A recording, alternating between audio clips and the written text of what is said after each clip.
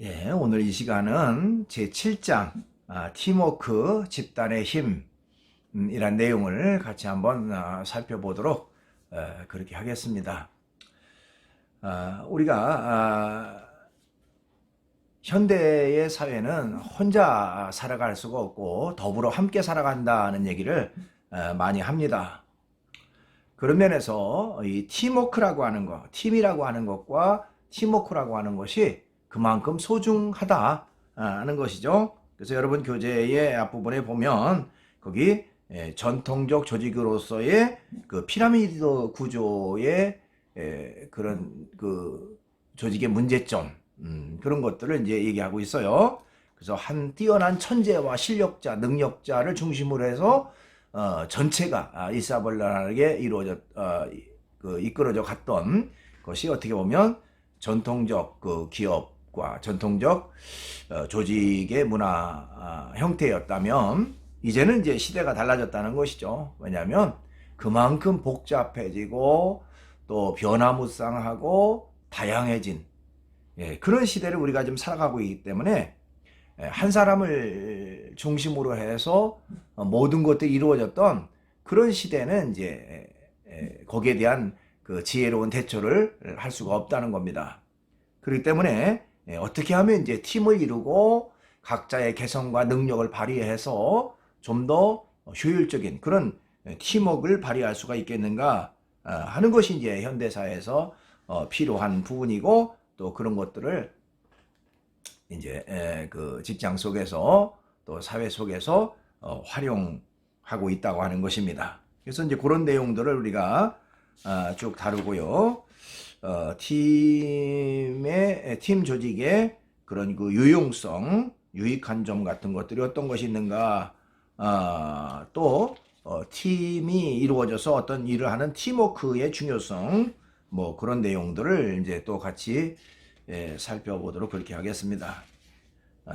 그래서 이제 또 효율적인 팀 운영의 노하우, 이런 여러 가지 내용들, 또 리더십의 문제에 있어서도 팀 리더로서의 역할은 어떤 것인가, 뭐 그런 것들을 좀 살펴보고요. 또 이 팀이라고 하는 걸 통해서 결국 협동심이 교양된다는 거, 그리고 최적의 팀 개발로서 시너지 효과를 낼 수가 있다라고 하는 것이고요. 또 협동심이 높아지면은 결국에는 윈윈하는 그런 결과를 가져온다.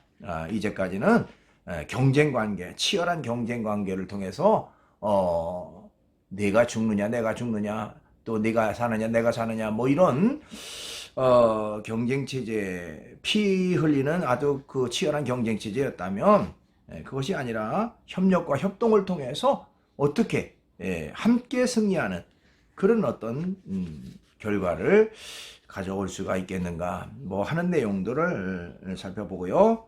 또 성경적인 관점에서의 팀워크, 그래서 성경에서 이런 그 같이 한다고 하는 것, 팀워크라고 하는 것이 얼마나 소중하고 좋은 것인가, 이제 이런 내용들이 있는 부분이 있는데요.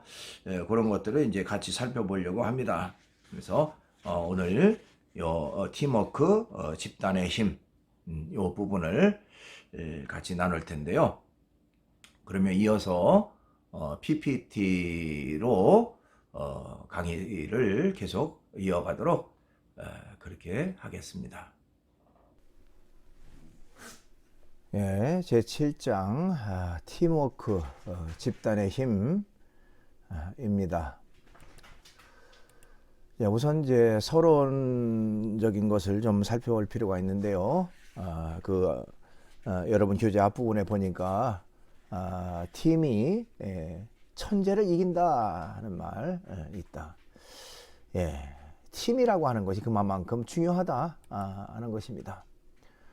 자, 21세기는 모든 것이 빠르게 변하고 문제 해결에 고려해야 할 변수가 다양하기 때문에 한 사람으로서는 감당할 수가 없고, 더구나 사람들의 감수성이 중요한 변수로 작용하는 상황에는 다양한 감성을 가진 사람들로 구성된 팀이 더 성공적으로 일할 수가 있다는 것입니다.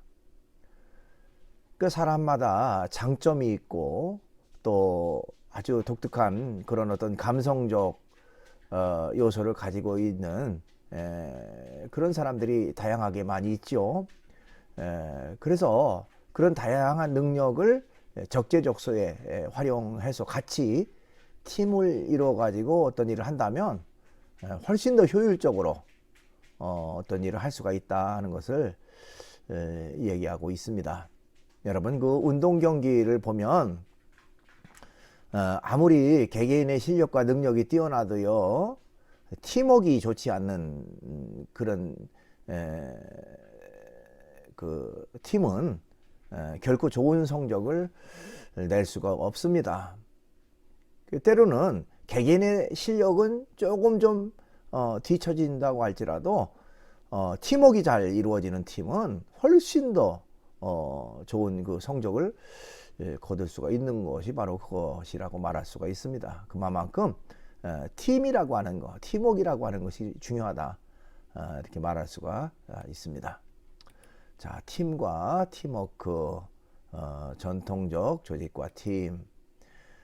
예, 이제까지 전통적인 조직은 소위 그 피라미드 구조였다고 말할 수가 있어요.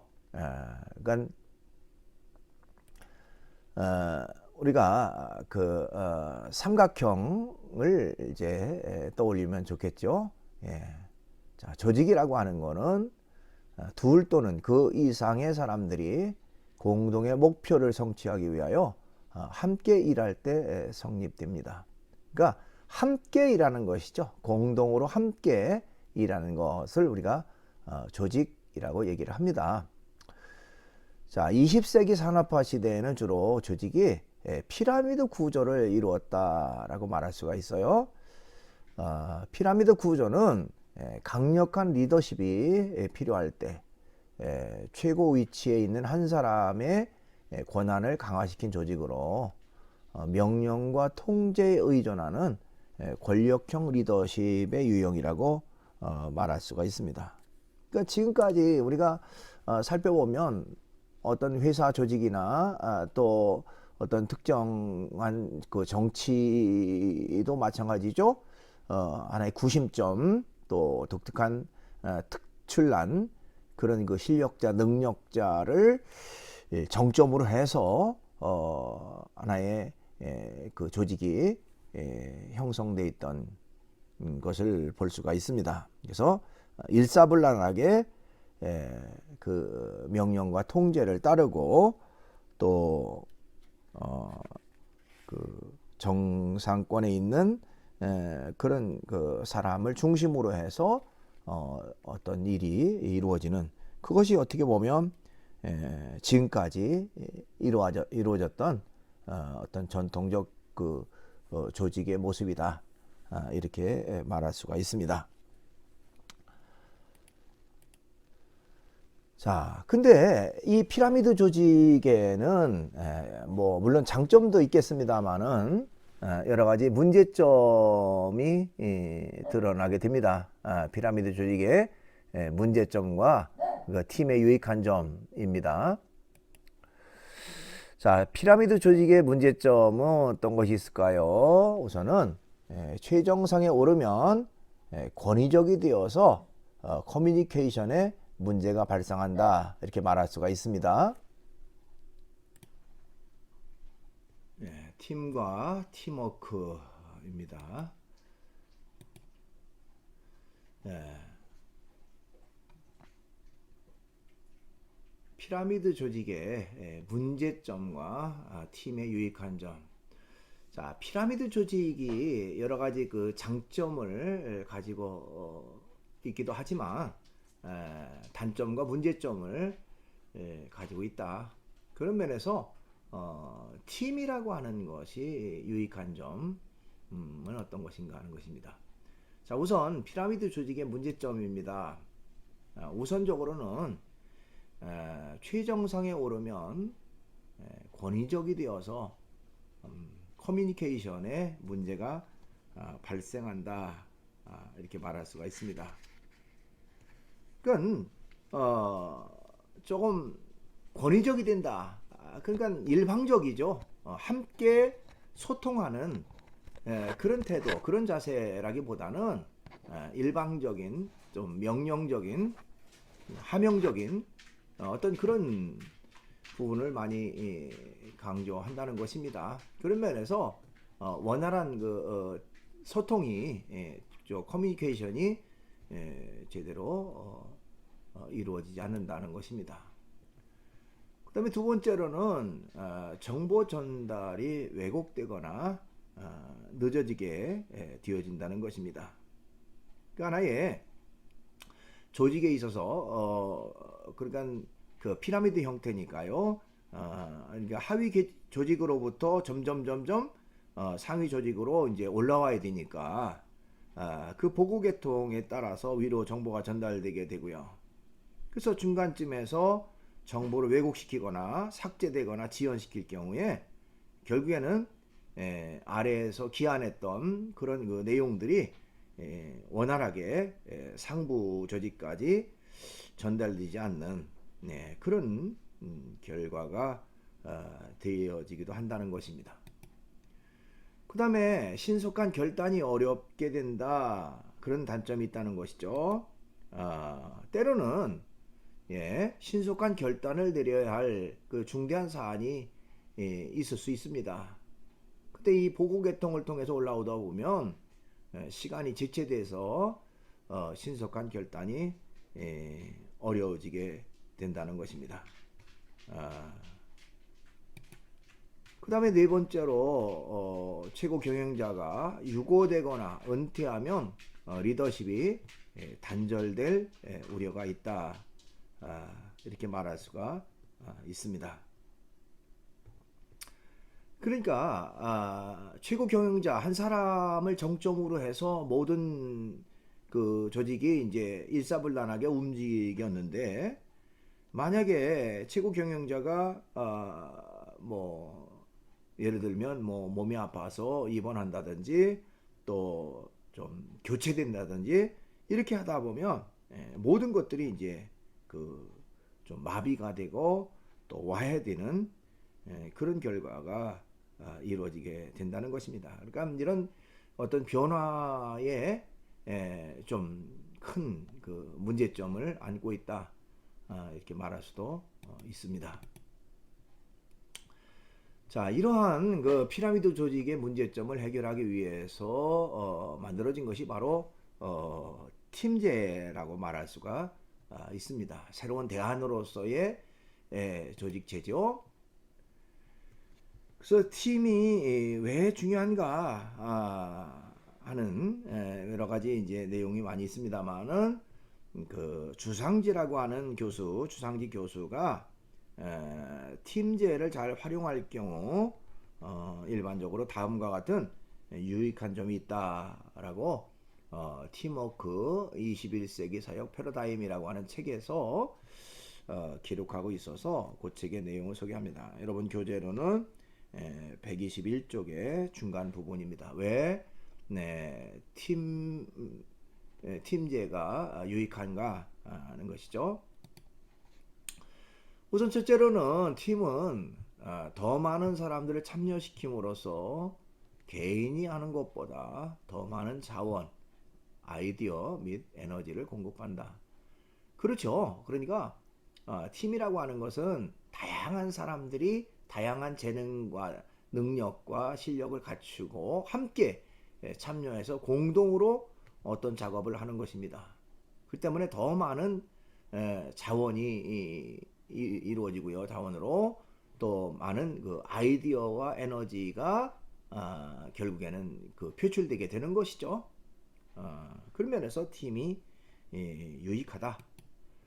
또 팀이라고 하는 것은 리더의 잠재력을 최대화하며 그의 약점은 최소화한다는 것입니다.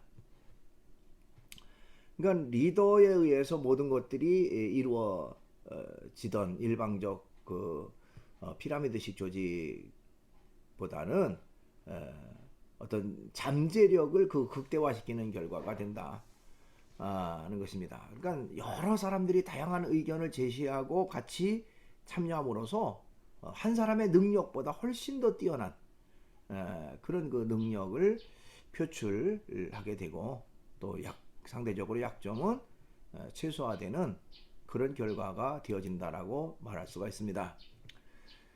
그 다음에 셋째로 팀은 필요를 충족하거나 목표에 도달하는 방법에 대하여 다양한 전망을 제공하므로 각 상황에 맞는 여러 가지 대안들을 창출하게 됩니다.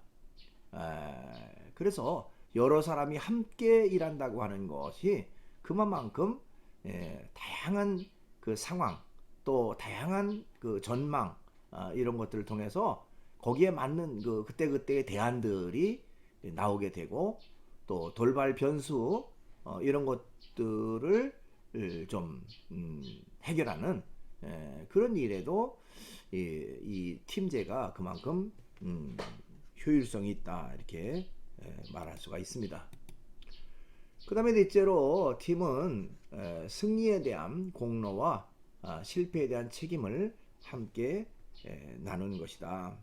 그러니까 공동 운명체 함께 즐거움도 기쁨도 어려움도 함께 나누는 그런 어떤 팀이 팀제이고요. 그걸 통해서 훨씬 더 책임감을 가지고 어떤 일을 하게 된다는 것이죠. 그 다음에 팀은 리더들로 하여금 목표에 대한 책임을 지게 한다. 그리고 팀은 단순히 개인보다 더 많은 일을 할 수 있다. 그렇죠? 당연히 훨씬 더 효율적으로 다양하게 그리고 훨씬 더 뛰어난 그런 성과를 거둘 수 있는 것이 바로 팀제라고 말할 수가 있습니다. 자, 팀제를 하면 팀원이 리더를 도와 협력하여 일을 함으로써 더 많은 일을 효과적으로 할 수가 있고요. 따라서 더 좋은 성과를 거둘 수가 있습니다. 그래서 피라미드형의 과거의 어떤 그런 조직과 이런 그 팀제와의 그 차이점, 팀제는 피라미드 구조에서의 그런 단점들을 충분히 보완할 수 있는 그런 요소가 되어진다라고 말할 수가 있습니다. 자, 이제 이어서 그 팀워크의 중요성입니다. 데일 카네기라고 하는 사람은요, 미래를 위해 팀을 만들라고 얘기를 했어요. 그가 이렇게 말한 이유는요, 세상이 너무 복잡해져서 여러 사람이 함께 팀워크를 이루며 일하는 것이 더 효과적이라고 생각하기 때문이다 하는 것입니다. 그러니까 세상이 너무너무 다르게 변화되고 또 발전하고 달라지죠.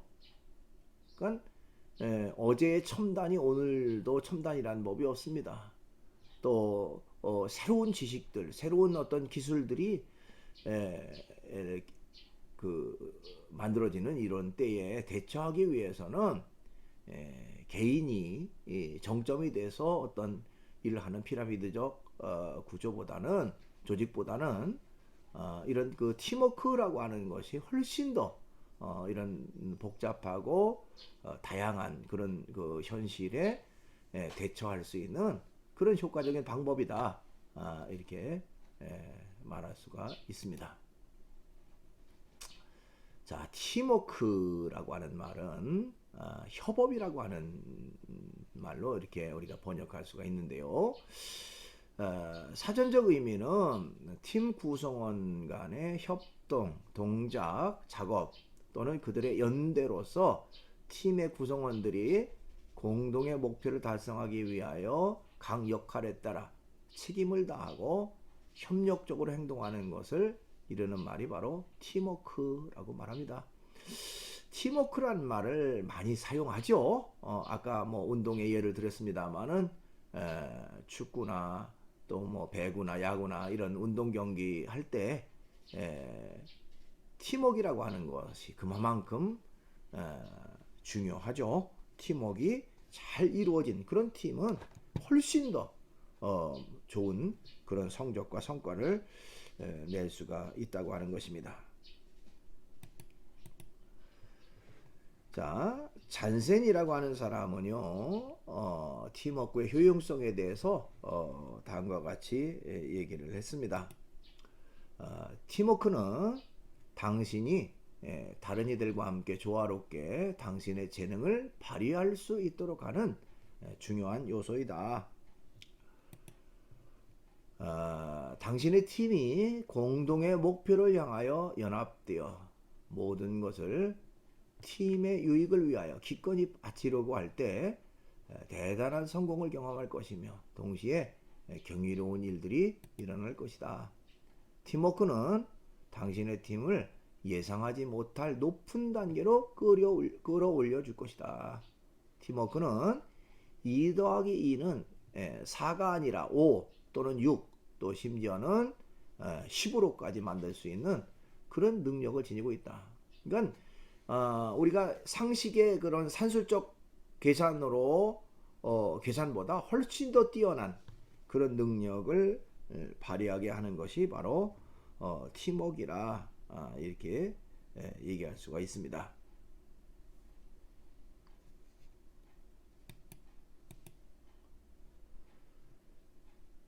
자, 한 명의 천재가 수만 명을 먹여 살리는 시대는 지났다. 예, 이게 바로 이제까지 있었던 그 피라미드적 조직의 형태였죠. 한 명의 천재, 뛰어난 어떤 실력자, 능력자가 정점이 돼가지고 어떤 그 일이 이루어지는 이런 것을 이제까지의 전통적 그런 조직의 모습이었다면 이런 시대는 지났다는 겁니다. 조직이 팀 중심으로 운영되어야 팀워크를 살려서 경쟁력을 높일 수 있다고 하는 것입니다. 예, 이제 큰 두 번째로 효율적인 팀 운영의 노하우입니다.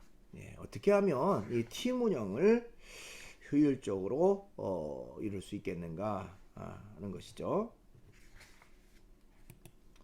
예, 혼자보다는 둘이 낫다. 리더는 혼자 일하지 않는다. 성공한 사람들은 팀 또는 이너서클을 이루어 자신이 좋아하는 사람들 또는 편안한 사람들을 주위로 끌어모으는 데 귀재다.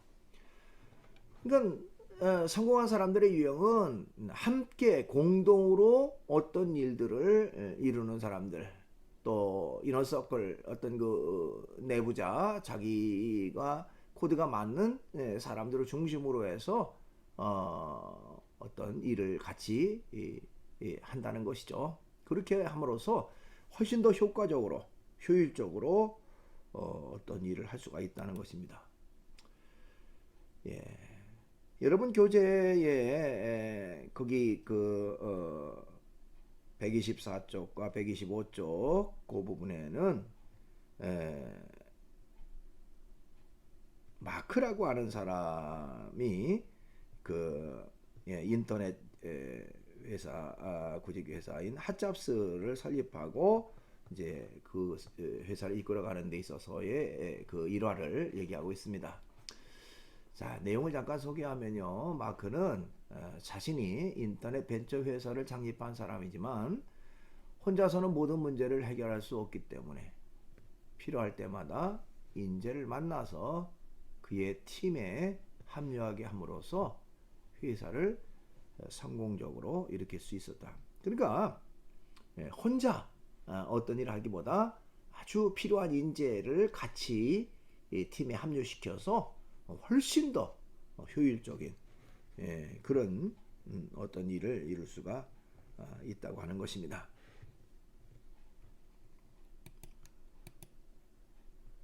예, 팀 리더십 8가지가 나옵니다.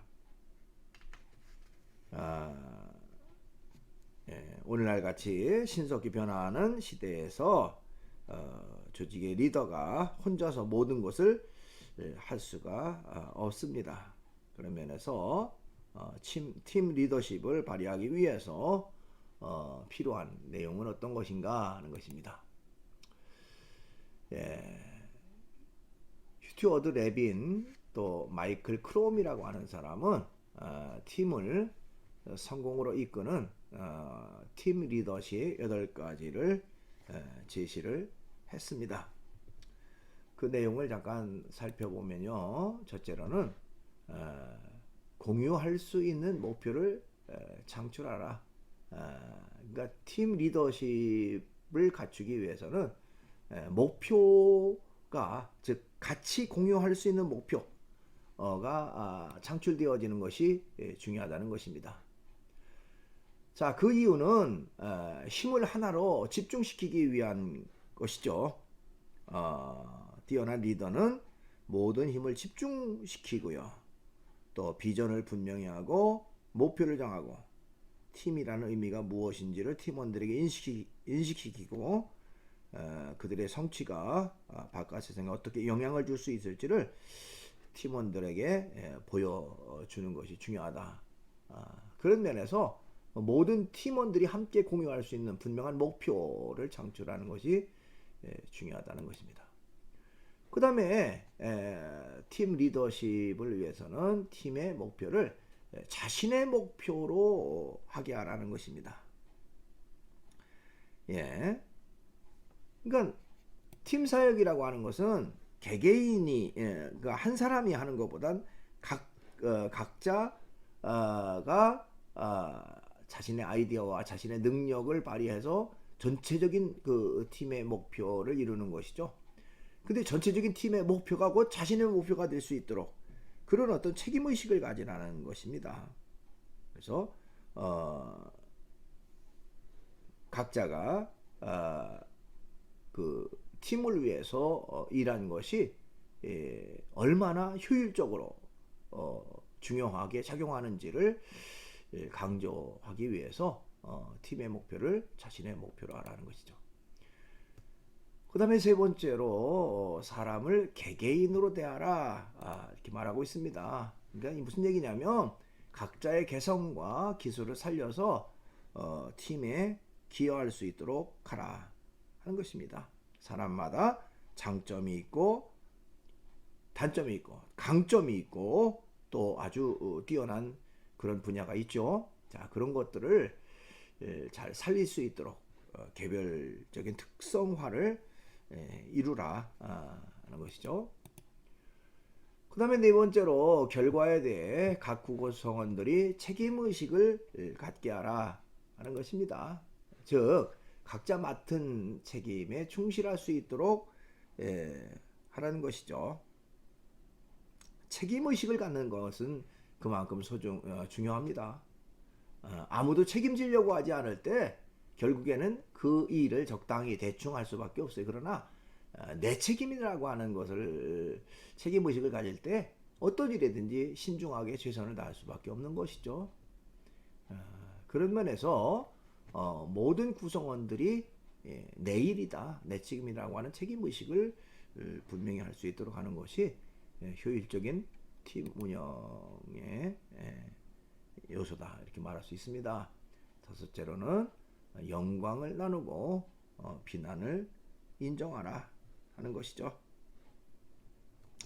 자, 이익이 있다면 골고루 나누고요.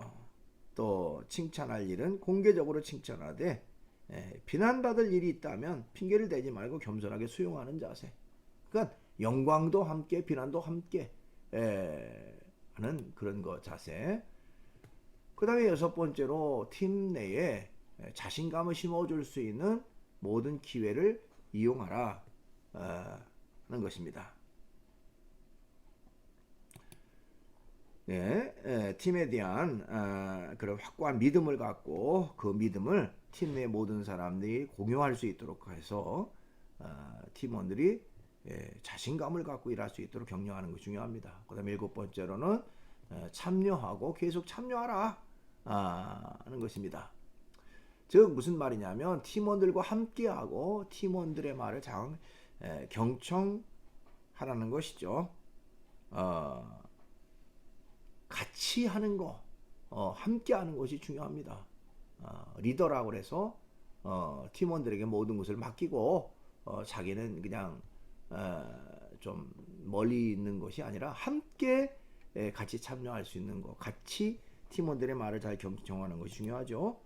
그 다음에 조언자가 되어라. 좋은 팀 리더는 조언자로서의 역할을 하는 것도 중요합니다. 그래서 리더는 팀원에게 자신의 경험을 들려주고 또 팀원 가운데 힘들어하는 사람이 있으면 코칭해 줌으로써 주도적으로 일할 수 있도록 해야 한다. 더 나아가 팀 내에 리더가 재생산될 수 있도록 리더십을 가르쳐야 된다. 굉장히 중요한 부분이라고 말할 수가 있어요. 그러니까 팀 리더라고 하는 사람은 그만큼 이제 자신이 책임을 가지고 모든 팀원들을 잘 이끌어가고 아주 창의적이고 좀 효율적인 그런 능력을 발휘하게 할 수 있을 뿐만 아니라 또한 팀원들이 이제 각자가 새로운 리더로서의 역할을 또 새로운 팀을 이끌어갈 수 있는 그런 어떤 그 요원이 될 수 있도록 재생산하는 그런 것도 필요하다 이렇게 말할 수가 있습니다. 자, 리더십의 재창조입니다. 노엘 티시 또 엘리 코엔이라고 하는 사람은 성공하는 조직은 가르치는 조직이다 이렇게 얘기했어요. 코칭하는 조직.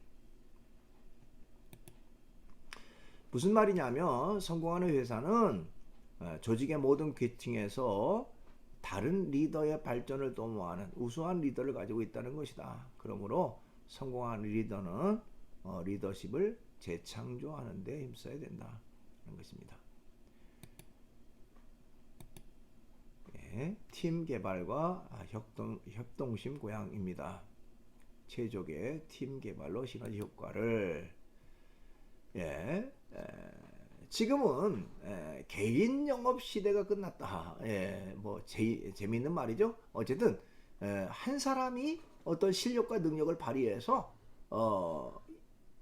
일방적으로 이끌어가는 이제 그런 시대는 끝났다는 겁니다. 그래서 이제 팀이 능력을 발휘하고 또 실력을 발휘할 수 있도록 해야 된다.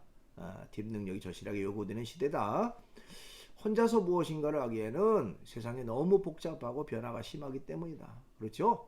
변화무쌍한 시대에 빠르게 발맞춰서 대처하기 위해서는 함께 팀원들이 함께 힘을 합해서 실력과 능력을 발휘할 필요가 있는 그런 시대가 바로 오늘날의 시대다.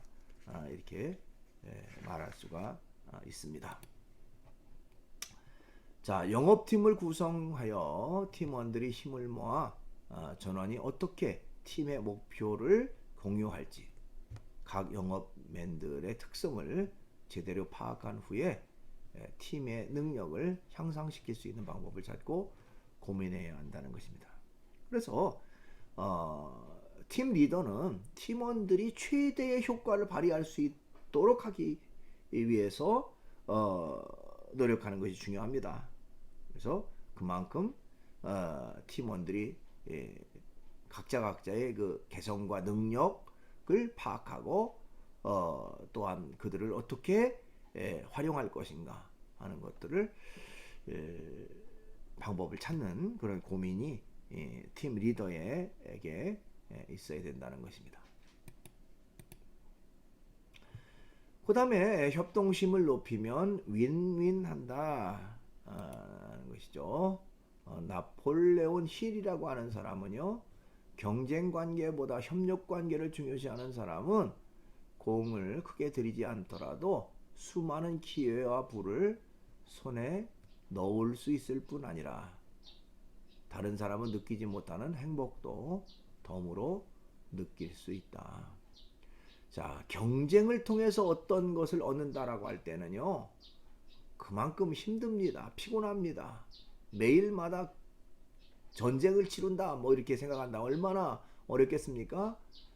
그러나 협력 관계를 통해서 어떤 일들을 한다면 재밌죠. 즐겁죠.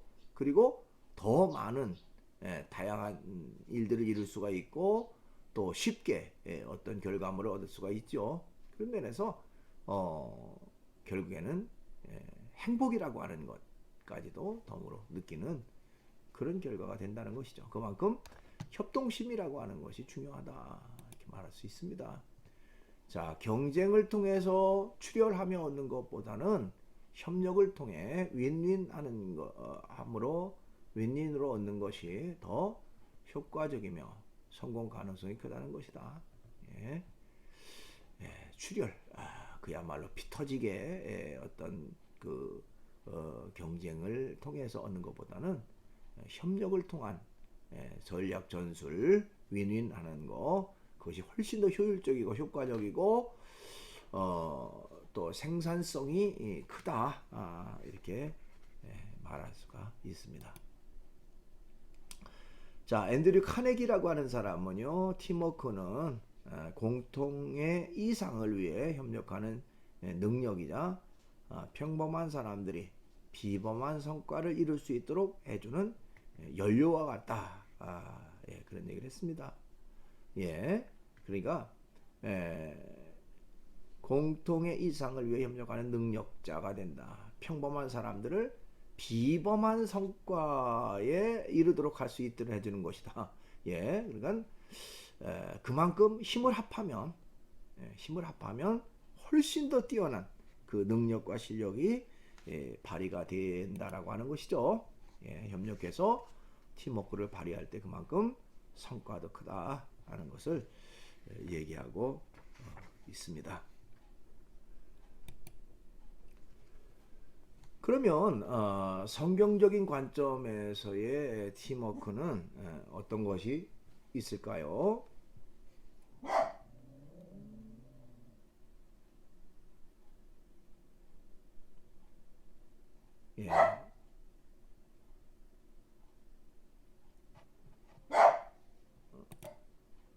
그렇다면 성경적인 관점에서의 팀워크는 어떤 것이 있을까요? 팀워크를 강조하는 대표적인 성경 말씀을 성경에 찾아보면요.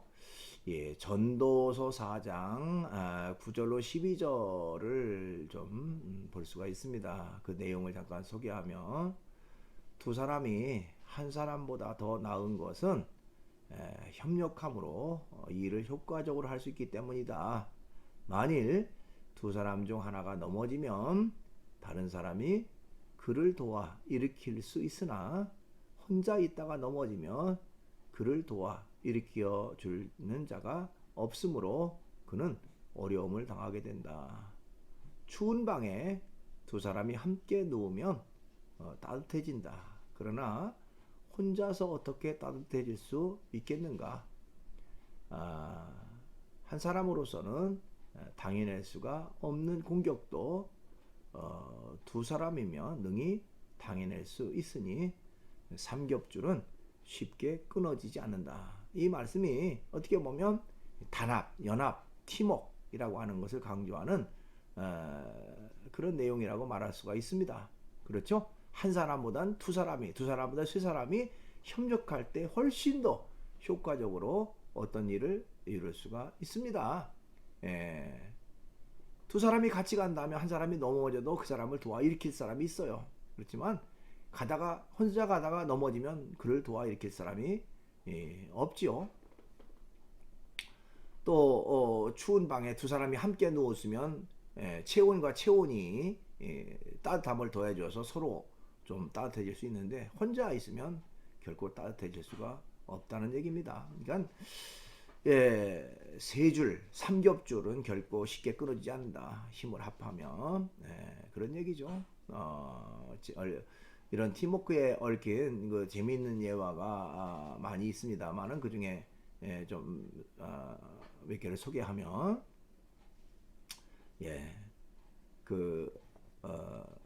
어떤 그 아버지가 세 명의 그 아들을 두고 이제 장성한 아들을 두고 세상을 떠날 날이 가까이 왔는데, 세 자녀들이 각자 너무너무 개성이 강하고 따로따로 노는 거죠. 서로 하나가 되지 못하고 서로 자기가 잘났다고 그렇게 나대고 뭐 이런 모습들을 보고 아버지로서 마음이 놓이지 않는 거예요. 그래서 마지막 이제 세상을 떠날 날이 얼마 남지 않았을 때에 자녀들을 다 모여라 해놓고 이제 각자에게 화살 하나씩을 나눠줬다는 거죠.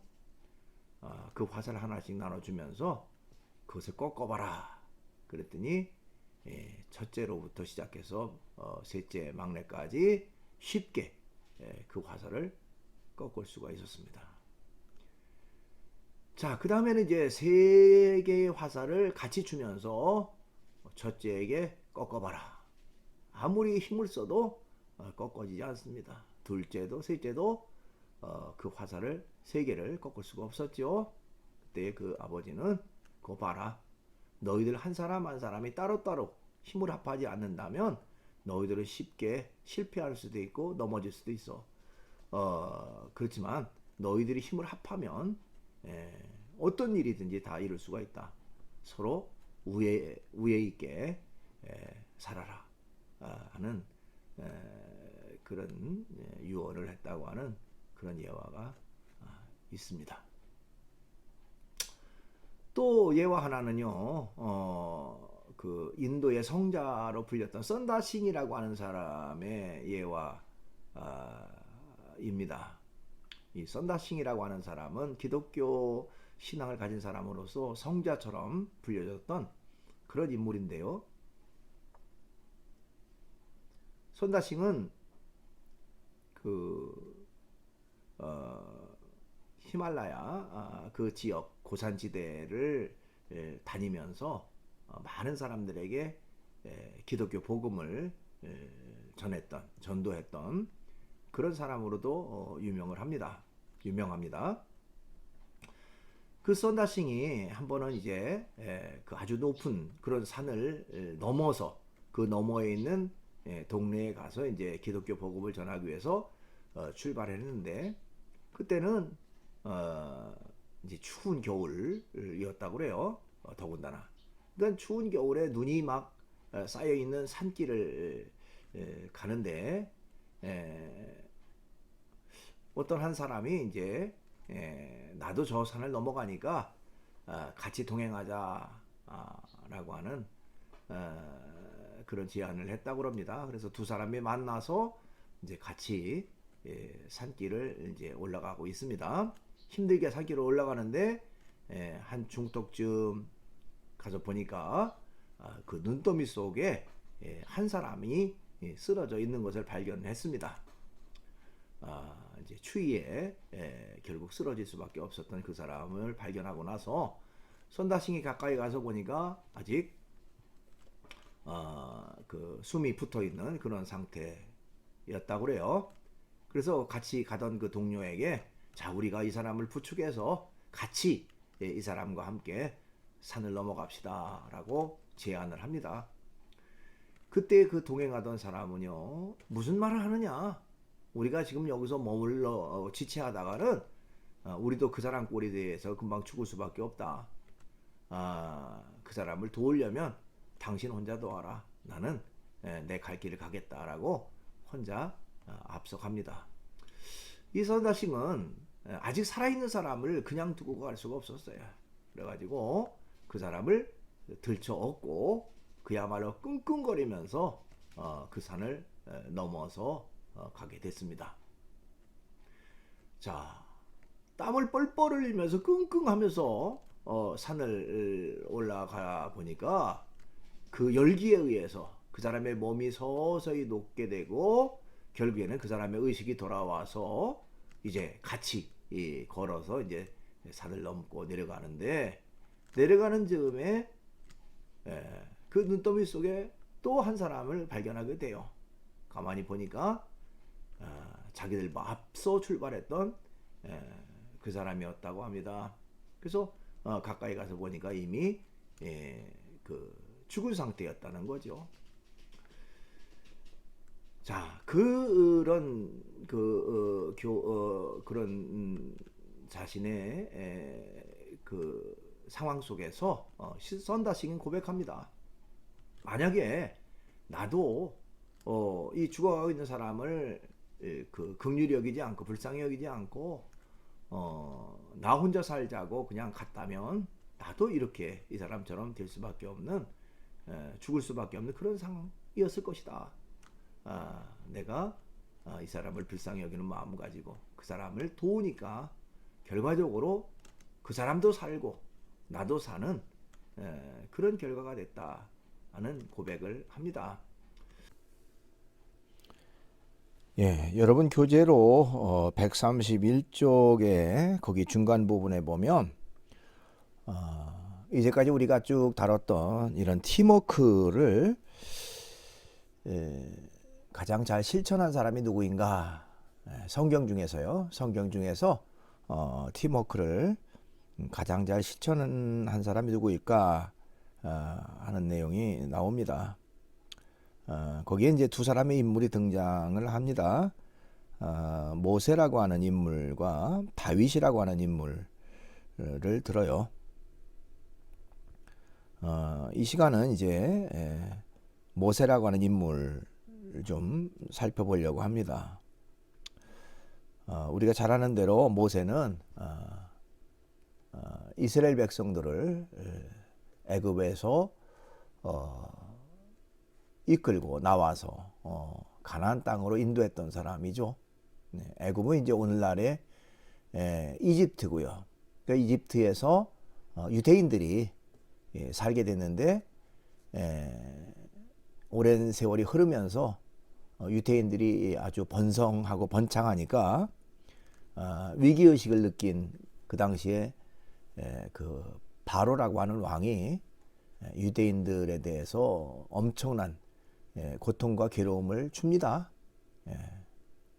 마치 노예와 같이 종과 같이 그렇게 엄청난 고통과 괴로움을 안겨주죠.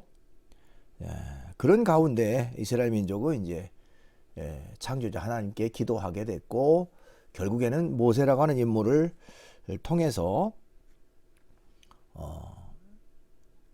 이집트에서 나와가지고 가나안이라고 하는 곳으로 이끌어 가게 됩니다. 우리가 그것을 이제 출애굽이라고 하는 말로 쓰죠. 나왔다. 애굽에서 나왔다.